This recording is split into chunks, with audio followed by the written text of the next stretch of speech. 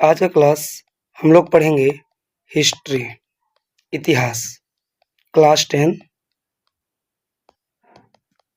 Lesson का नाम है यूरोप में राष्ट्रवाद।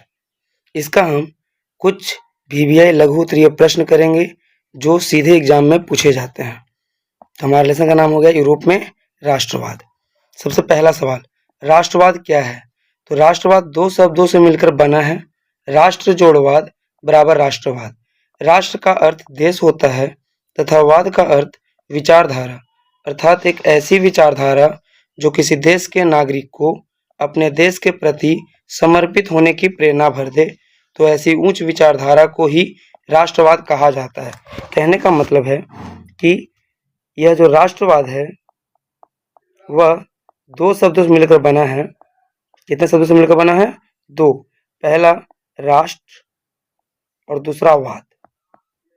राष्ट्र का अर्थ देश होता है और वाद का अर्थ विचारधारा यानी सोच। एक ऐसी सोच, विचारधारा अर्थात एक ऐसी विचारधारा जो किसी देश के नागरिक को अपने ही देश के प्रति मर मिटने की प्रेरणा भर दे, उसे राष्ट्रवाद कहते हैं। समझ में आ गया? अगला, मेजनी कौन था? तो मेजनी एक साहित्यकार, लेखक एवं योग्य सेनापति था जिसे इटली के एकीकरण का पैगंबर या मसीहा माना जाता था। वह योग्य नेतृत्वकर्ता एवं कुशल राजनीतिज्ञ था जिसने सन 1831 ईस्वी में यंग इटली तथा 1834 ईस्वी में यंग यूरोप की स्थापना की। मेजनी के बारे में हमको याद करना है, तो मेजनी के बारे में 3 पॉइंट याद रखेंगे कि इन्होंने 1831 ईस्वी में यंग इटली तथा 1834 ईस्वी में यंग यूरोप की स्थापना की थी और इन्हें इटली के एकीकरण का पैगंबर या मसीहा भी कहा जाता था। अगला सवाल, जर्मनी के एकीकरण की क्या बाधाएं थीं? यह ऑब्जेक्टिव में भी पूछता है, तो हम याद रखेंगे कि जर्मनी के एकीकरण की जो प्रमुख बाधा थी वह ऑस्ट्रिया थी। ऑस्ट्रेलिया नहीं, ऑस्ट्रिया, याद रखिएगा, कंफ्यूजन मत होइएगा। जर्मनी एक बहुत बड़ा देश था जिसमें कई छोटे छोटे राज्य मिले हुए थे। उन्हीं राज्यों में से एक राज्य ऑस्ट्रिया भी था जो शक्तिशाली भी था और वह नहीं चाहता था कि जर्मनी का एकीकरण हो, अर्थात जर्मनी के एकीकरण की सबसे बड़ी बाधा ऑस्ट्रिया ही थी। अभी बताया ना कि जर्मनी के एकीकरण की जो प्रमुख बाधा थी वो क्या था? ऑस्ट्रिया। ऑस्ट्रिया कोई एक देश नहीं था, यह एक राज्य था जो पावरफुल था और यह कभी नहीं चाहता था कि जर्मनी का एकीकरण हो। इसलिए हम कह सकते हैं कि जर्मनी के एकीकरण की प्रमुख बाधा ऑस्ट्रिया है। अगला, मेटरनिख युग क्या था? तो मेटरनिख ऑस्ट्रिया का चांसलर था जो घोर प्रतिक्रियावादी शासक था। 1815 ईस्वी से लेकर 1848 ईस्वी तक उसने वहां शासन किया। उसके शासनकाल को ही मेटरनिख युग के नाम से जाना जाता है। मेटरनिख का कहना था कि कोई भी राजा शासन तो करे परंतु जनता की भलाई ना करे। अगला सवाल, 1848 ईस्वी के फ्रांसीसी क्रांति के कारण क्या थे? 1848 ईस्वी के फ्रांसीसी क्रांति के निम्नलिखित कारण थे। पहला, लुई फिलिप की महत्वाकांक्षा। दूसरा, सर्वनिम्न मध्यवर्गीय नीति। और तीसरा था ग्यूजो का प्रधानमंत्री बनना। चौथा था विदेश नीति की असफलता। ये पॉइंट हम लोग याद रखेंगे, जब भी कारण पूछे तो ऐसे ही एग्जाम में लिखना है ताकि हमको 2 में 2 मार्क्स मिल जाए। अगला, इटली और जर्मनी के एकीकरण में ऑस्ट्रिया की क्या भूमिका थी? तो हमको पता है कि जर्मनी के एकीकरण की सबसे प्रमुख बाधा ऑस्ट्रिया ही थी, तो जाहिर सी बात है इसका अच्छा भूमिका तो होगा नहीं, जब भी होगा तो खराब भूमिका होगा। तो आइए जानते हैं। इटली तथा जर्मनी के मार्ग में ऑस्ट्रिया सबसे बड़ी बाधा थी। ऑस्ट्रिया को पराजित करके ही इटली और जर्मनी का एकीकरण किया जा सकता था और इसके लिए उन्होंने फ्रांसीसियों की सहायता ली। अतः हम कह सकते हैं कि इटली तथा जर्मनी के एकीकरण में ऑस्ट्रिया की भूमिका थी, मगर कैसी थी? वह बहुत ही बाधादायक वाली स्थिति थी, मतलब जर्मनी का एकीकरण ऑस्ट्रिया नहीं होने देना चाहता था। अगला सवाल, यूरोप में राष्ट्रवाद को फैलाने में नेपोलियन बोनापार्ट किस तरह सहायक हुआ? तो फ्रांस के शासक नेपोलियन बोनापार्ट संपूर्ण यूरोप पर शासन करना चाहता था। इसके लिए उन्होंने कई विजय अभियान चलाया। उसके आक्रमणों से भयभीत होकर सभी यूरोपीय देशों में एकता तथा जागृति की भावना आई तथा उन्होंने नव युग का संदेश दिया। अतः हम कह सकते हैं कि यूरोप में राष्ट्रवाद के प्रसार में नेपोलियन बोनापार्ट का महत्वपूर्ण भूमिका रहा। नेपोलियन बोनापार्ट थे कौन? नेपोलियन बोनापार्ट फ्रांस के शासक थे। अगला, गैरिबाल्डी के कार्यों की चर्चा करें।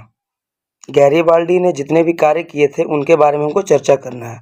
तो गैरिबाल्डी के बारे में जानेंगे कि इन्हें इटली के एकीकरण का तलवार भी कहा जाता था।